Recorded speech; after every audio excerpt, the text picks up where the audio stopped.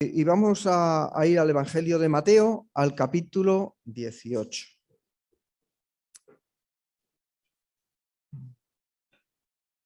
Vamos a leer los versículos del 1 al 5.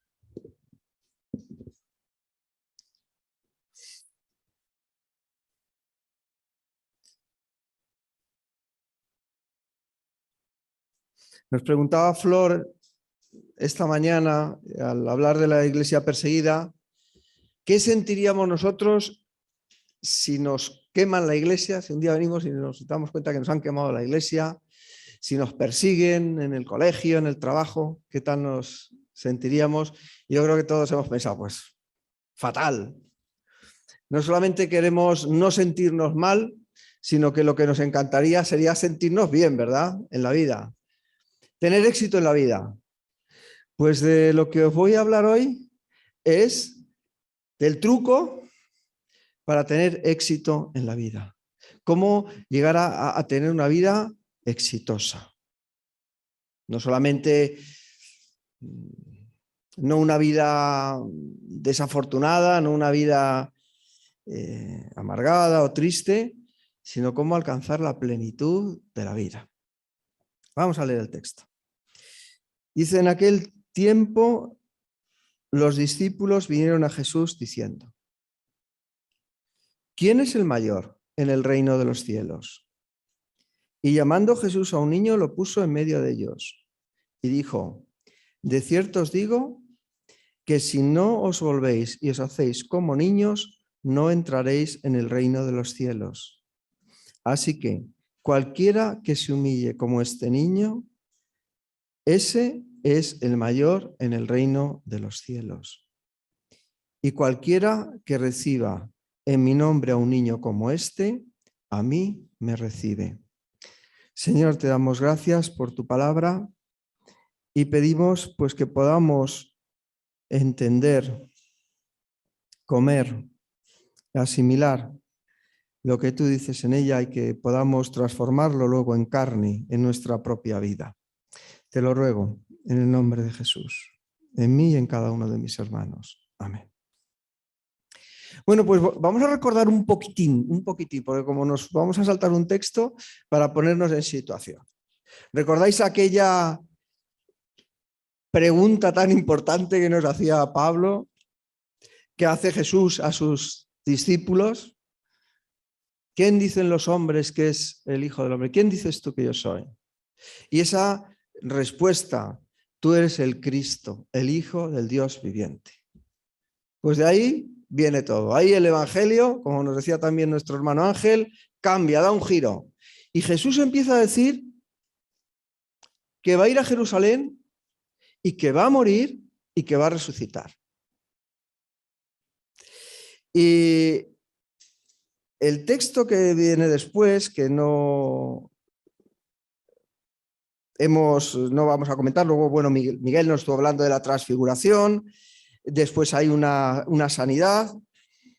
Y luego Jesús, en los versículos del capítulo 17, en los versículos 22 y 23, vuelve a anunciar otra vez que va a morir.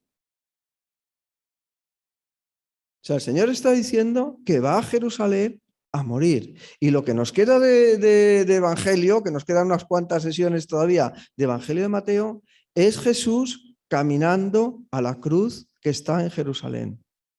Caminando a la cruz y después a la resurrección y a la gloria. Pero está caminando a la cruz. Y caminando a la cruz, que este es el contexto, a los discípulos no se les ocurre otra cosa que lo que vemos en el versículo 1 del capítulo 18. En aquel tiempo, los discípulos vinieron a Jesús diciendo: ¿quién es el mayor en el reino de los cielos? No tenían otra pregunta mejor que hacer. Pues a mí me parece que es una pregunta lógica, o sea, que tiene sentido. A todos nos gusta ser importantes. Todos tenemos aspiraciones en la vida, ¿o no? Queremos tener éxito. Queremos que nos vaya bien y que nos reconozcan. Yo en mi trabajo no quiero ser una persona, bueno, ya estoy jubilado, es que todavía no me hago la idea, pero a mí me gustaba que me reconociesen como una persona que hacía bien su trabajo. ¿Este es el profe pesado? No, este es un profe pues, que da gusto ir a su clase. A todos nos gusta tener reconocimiento. Es una cosa natural y es normal. Pero no solamente digamos, en la vida cotidiana, en la vida laboral, en el cada día, iba a decir secular, mundano, aunque nosotros llevamos a Jesús puesto, deberíamos llevarlo puesto todos los días de nuestra vida y en cada lugar en el que estemos.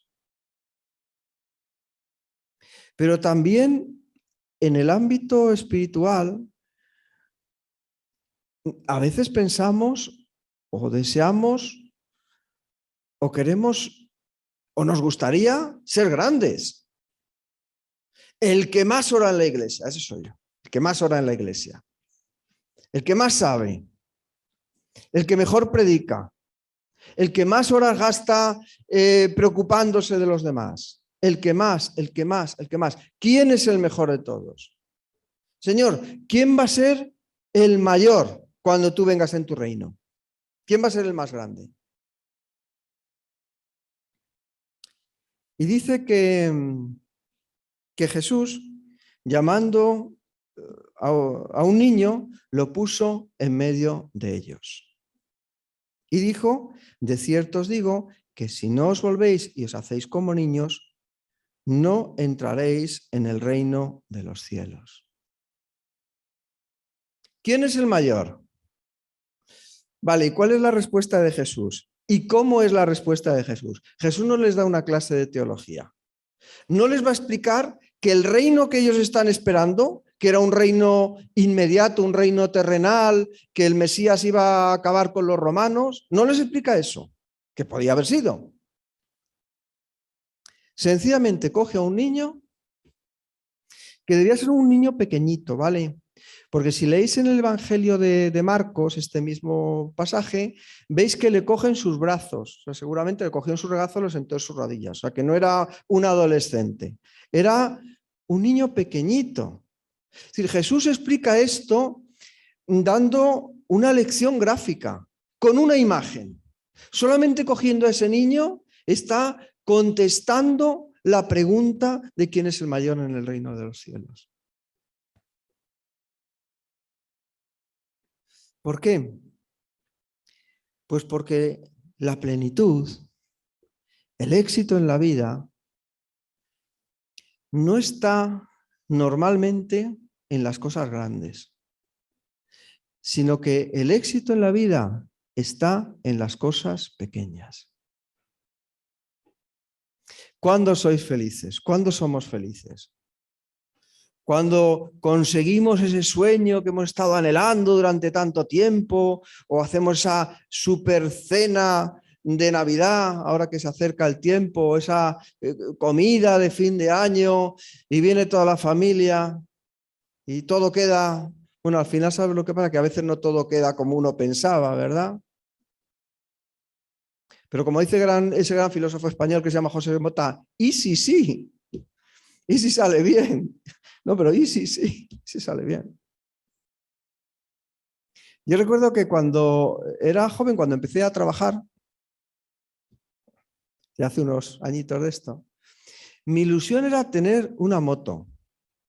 Porque todos mis amigos montaban en moto y yo pues por el tema de mi pierna pues no podía montar en moto. Pero yo quería una moto que pudiera llevar pues un Vespino. Esa era mi ilusión. Y en cuanto empecé a trabajar, al cabo de 3 meses o así, me compré el Vespino. Para mí era lo más grande, pero fue comprarme el Vespino y decir, ¿y esto es todo? Para mí es una cosa muy grande. Para mí eso a lo mejor significaba tener éxito en la vida, tener un Vespino, ya ves tú qué aspiraciones. Pero no me llenó. ¿Qué nos llena? ¿Una gran celebración o estar a gusto con unos amigos y tomar una cena sencillita? ¿Qué es lo que nos llena? ¿Las cosas grandes o las cosas pequeñas? Los detalles insignificantes, los detalles pequeños, o que nos toque la lotería. Bueno, pensadlo, si no nos toca, a lo mejor es por algo. Algunos porque no jugamos, ¿no? Para empezar por ahí. La grandeza no está en las cosas aparentemente grandes, sino en los detalles pequeños. Este universo es maravilloso, ves las estrellas, los astros. Pero es que si lo ves a nivel microscópico, si vas a los que sabéis de biología y de esas cosas, si vas a ver la inteligencia que hay en nuestros genes, que son súper pequeñitos, que no se ven con el ojo humano a simple vista, dices, caray, qué belleza. Y los que estudian las partículas subatómicas no os quiero ni contar. Esas cositas pequeñas que hacen que este universo funcione. Porque si no hubiese partículas subatómicas y luego atómicas, que son muy pequeñitas, no habría universo.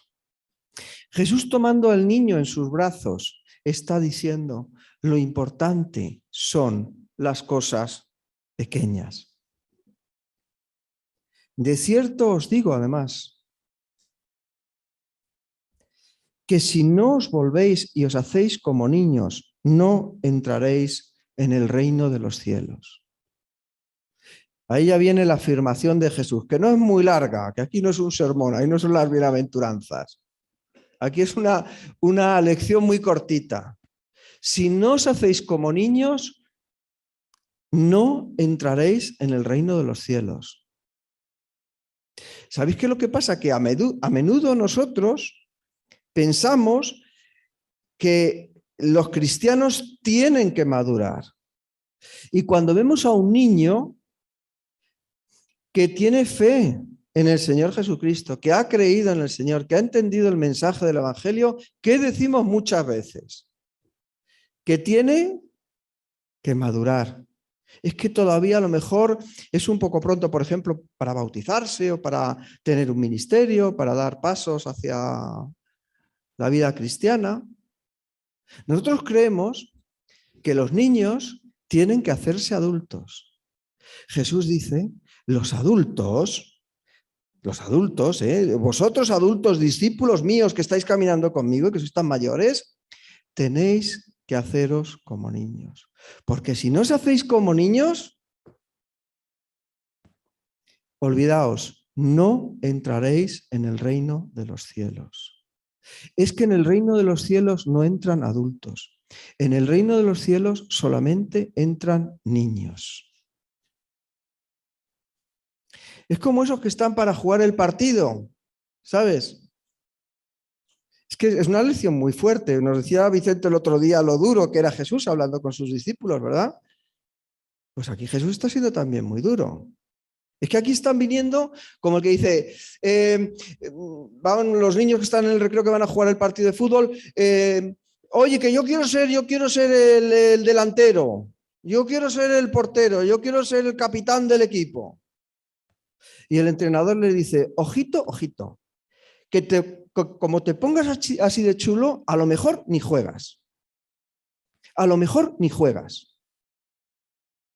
Que los que están muy arriba, o los que se creen que están muy arriba, ojito, ojito, que a lo mejor no entras. Porque el que no se hace como un niño, no entrará en el reino de los cielos. Tenemos que volvernos niños. Y tenemos que ser niños. ¿Recordáis? Vamos a buscarlo en el Evangelio de Juan, en el capítulo 3. ¿Recordáis aquel hombre que se acerca a Jesús por la noche y quiere también, digamos, entrar en el reino de los cielos? ¿Le ha llamado la atención lo que Jesús dice? Vamos al capítulo 3 del Evangelio de Juan, donde nos habla de este hombre que todos conocemos, pero bueno, pues vamos a leer cómo nos relata el evangelista el encuentro con Jesús. Había un hombre de los fariseos que se llamaba Nicodemo, un principal entre los judíos, un hombre importante. Este vino a Jesús de noche y le dijo, Rabí, sabemos que has venido de Dios como maestro, porque nadie puede hacer estas señales que tú haces si no está Dios con él. Respondió Jesús y le dijo, de cierto te digo, el que no naciere de nuevo no puede ver el reino de Dios. Nicodemo le dijo, ¿cómo puede un hombre nacer siendo viejo? ¿Puede acaso entrar por segunda vez en el vientre de su madre y nacer? Respondió Jesús, de cierto te digo, el que no naciere del agua y del espíritu no puede entrar en el reino de Dios. Lo que es nacido de la carne, carne es, y lo que es nacido del espíritu, espíritu es. No te maravilles de que te dije, os es necesario nacer de nuevo.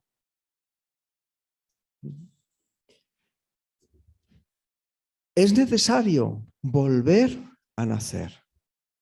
Es necesario nacer no carnalmente, ya hemos nacido en la carne. Es necesario nacer en el espíritu.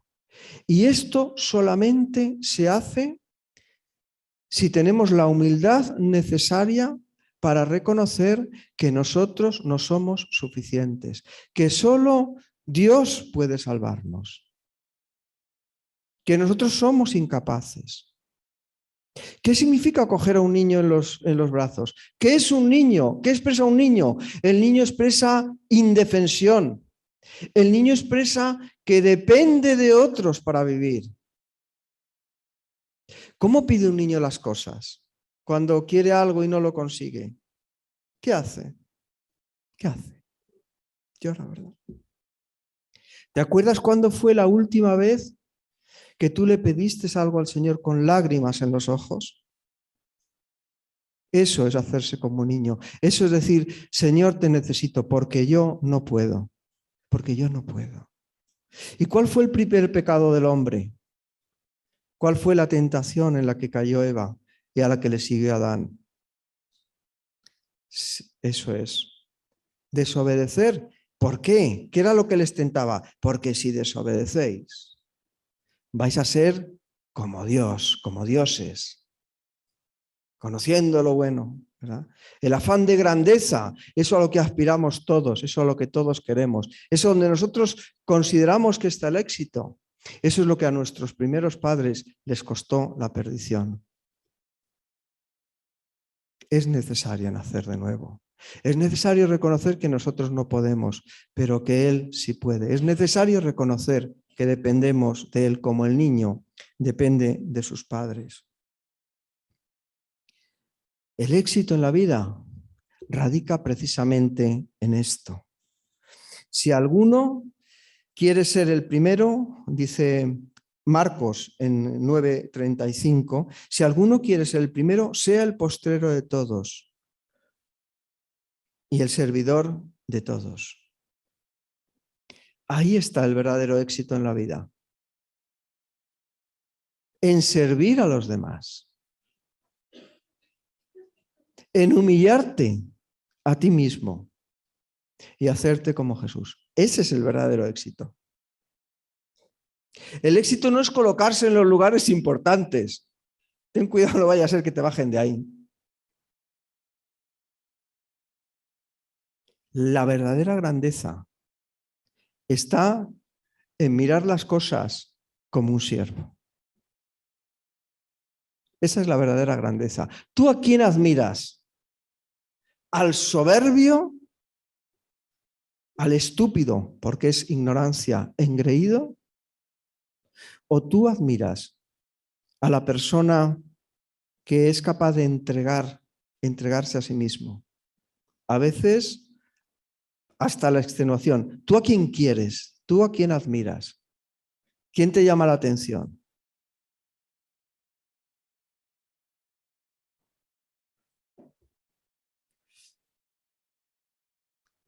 El que se exalta será humillado, pero el que se humilla será exaltado.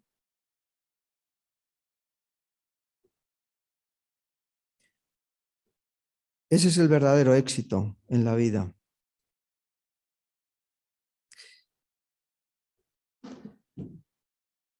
Uno puede pensar que a lo mejor esto es como muy espiritual, ¿no? Es que humillarse, darse latigazos servir a los demás, entregar tu vida por otros. Suena a lo mejor demasiado religioso, ¿verdad? Pero esto no es lo que enseña el mundo. Pues, ¿sabéis una cosa? Hasta la psicología terrenal, hasta la psicología humana, enseña esto que Jesús enseñaba, que hay más gozo en dar que en recibir. Que uno llena su vida cuando es capaz de vaciarse a sí mismo. No cuando acaparas y acaparas y acaparas. Uno de los personajes que yo recuerdo de mi infancia, personaje de ficción, ¿vale? Pero de los más infelices o el más infeliz es el tío Gilito. ¿Sabéis quién era el tío Gilito? Los de mi edad y algunos más jovencitos que yo saben quién era el tío Gilito. Era un señor que solamente se dedicaba a acumular, acumular, acumular, a tener dinero, riqueza. Y es un hombre absolutamente infeliz. Maslow, un psicólogo muy importante del siglo pasado, hizo una pirámide que tenía que ver con las necesidades de los hombres. En la base de esa pirámide estaban las cosas, digamos, más elementales, que son comer, beber, respirar. Necesitamos aire, porque si no respiramos y si no comemos, nos morimos. De los que comen y respiran, algunos sobreviven. O sea que eso es lo más elemental. Luego tenemos una necesidad de cobijo, de tener seguridad, un lugar donde dormir. Hay gente que no lo tiene. Entonces, si no tienes estas necesidades básicas, primero de comida y luego tener un lugar donde dormir y donde tener seguridad, pues es lo primero que vas a buscar. Luego tenemos otro tipo de necesidades, pues la necesidad de reconocimiento. Todos nos gusta pues saber que somos importantes, saber que tenemos significado para alguien. Entonces, él va haciendo una pirámide de necesidades sociales y en la cúspide de la pirámide pone algo que él llama la autorrealización. Y claro, uno podía pensar, la autorrealización, es decir, ¿cómo encuentro yo mi sentido en la vida, mi lugar en la vida? Uno podía pensar que este señor está apuntando a que es algo muy egoísta. Y lo que dice Maslow es precisamente que el ser humano se llena no cuando satisface todas esas necesidades básicas, sino cuando una vez satisfechas es capaz de dar a los demás. Curioso, ¿eh? Nosotros nos llenamos en la medida que nos vaciamos. Tu vida tendrá sentido no cuando la llenes, tu vida tendrá sentido cuando la vacíes. Juan el Bautista dijo, porque es necesario que él crezca y que yo mengüe. Y si el grano de trigo no cae en la tierra y muere, ahí no hay fruto. Y nos gusta estar seguros y nos gusta estar con los pies bien afirmados sobre el suelo del poder. Pero Jesús nos quita esa seguridad cuando coge a un niño en sus brazos y nos dice, mira, si no eres como este, si no os hacéis como niños, no solamente no vais a ser grandes, no solamente no vais a ser felices, es que no vais a entrar en el reino de los cielos. Qué curioso, ¿eh? Ahora vienen unas fechas, yo creo que ya a partir de la semana que viene, o no sé exactamente, pero igual ya la semana que viene, cuando llegamos aquí, tenemos el arbolito de Navidad. ¿Mm? ¿Qué significa la Navidad? Me estoy adelantando a lo mejor la fecha, ¿no? Pero tiene que ver con este mensaje. ¿Qué significa la Navidad? Que el que era el rey de los cielos, el que era el creador de todas las cosas, cogió ese lugar donde estaba tan grande. No es que fuese un hombre importante, es que era un Dios importante. No es que fuera un Dios importante, es que era el único Dios. Y que estaba en comunión con su Padre y con el Espíritu Santo, que esto es otra maravilla de la que deberíamos hablar otro día. Que no tenía necesidad de salir, o sea, no tenía necesidad de nosotros para nada. Pero dejó su trono de gloria y vino y se hizo, ¿qué se hizo Jesús? Literalmente, se hizo un niño, se hizo un bebé. Es lo que dice Filipenses, un texto muy bonito que vamos a buscarlo. Filipenses 2.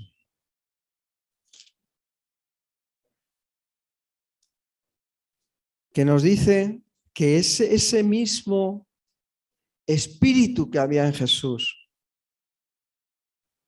es el que tiene que haber en nosotros. De verdad que es la clave del éxito. Que yo veo al tío Gilito y veo a un hombre que ha estropeado su vida, pero veo a la hermana Teresa de Calcuta y veo una persona feliz. Veo una persona feliz, veo una persona que ha llenado su vida. Yo tenía una tía que trabajaba, era monja también, y trabajaba en un lugar donde se dedicaban a cuidar de enfermos incurables. Vivían de la caridad. Esta orden religiosa no recibía dinero de Roma ni de ningún lugar, nada más que de las ofrendas voluntarias que hacía la gente. Ahora les sobra, pero cuando yo viajaba allá a Barcelona, a veces no llegaba para comer. Y no comían las monjitas, comían los enfermos. Y luego al final, las monjitas. No he visto gente más feliz en mi vida.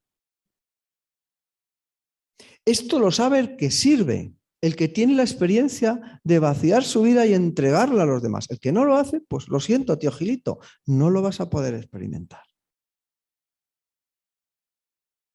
Por eso el apóstol Pablo, escribiendo a los filipenses, estando él en la cárcel, les dice, haya pues, estoy en Filipenses 2:5, haya pues en vosotros este sentir que hubo también en Cristo Jesús, el cual, siendo en forma de Dios, no estimó el ser igual a Dios como cosa a que aferrarse, sino que se despojó a sí mismo tomando forma de siervo, hecho semejante a los hombres. Y estando en la condición de hombre, se humilló a sí mismo, haciéndose obediente hasta la muerte y muerte de cruz. Por lo cual, Dios también le exaltó hasta lo sumo y le dio un nombre que es sobre todo nombre, para que en el nombre de Jesús se doble toda rodilla de los que están en los cielos y en la tierra y debajo de la tierra, y toda lengua confiese que Jesucristo es el Señor, para la gloria de Dios Padre. Porque se humilló, Dios le exaltó. Dios el Padre le exaltó, porque Dios es fiel a su palabra. Y el que se exalta será humillado, pero el que se humilla será exaltado. Y el que se humilló hasta lo sumo, porque siendo Dios tomó forma de hombre, y no forma de un hombre cualquiera, sino la forma de un esclavo, pues Dios también lo exaltó hasta lo sumo, para que en su nombre se doble toda rodilla de los que están en el cielo y por debajo del cielo y debajo de la tierra, y toda lengua confiese que Jesús es el Señor, para la gloria de Dios Padre. El éxito en la vida está en la entrega a los demás. Y nuestro éxito en la vida, porque entiendo que aquí todos somos cristianos o queremos serlo en nuestro diario caminar, pues esta es una lección importante. Porque si queremos tener éxito en la vida cristiana, tenemos que ser como Jesús. Tenemos que seguir los pasos de Jesús, no los pasos del mundo, o los pasos de nuestra propia concupiscencia, los pasos de nuestro propio deseo. El éxito en la vida cristiana está en seguir a Cristo. ¿Que vino para qué? He venido no para ser servido, sino para servir. Eso es lo que nos hace como Jesús, ser siervos. ¿Cómo decía el apóstol? ¿Qué decía el apóstol Pablo? Sed imitadores de mí como yo lo soy de Cristo. Y si leemos el comienzo de la inmensa mayoría de sus cartas, no sé si todas, porque ahora mismo no me lo sé de memoria. ¿Cómo se presenta a sí mismo? Pablo, siervo de Jesucristo. Hay un hermano en la iglesia, no voy a decir el nombre. Hay más de uno. Pero es que uno es su lema. Jamás se ha quejado de nada. Alguna vez le llamaba a decirle, oye, ¿podrías tú predicar este día? ¿Podrías hacer tal cosa? ¿O puedes predicar 2 días? Nunca ha puesto una mala cara. Su lema es que me impacta al recordarlo. Estamos para servir, punto. Estamos para servir. Lo apuntamos en la pizarra de nuestra casa. Lo apuntamos ahí. ¿Tenéis el cuaderno? Lo apuntamos aquí, en la tabla de nuestro corazón, en nuestra cabeza. Estamos para servir, porque no hay nadie más grande que el que sirve. El que sirve está por encima de todos, porque el que sirve es el más grande.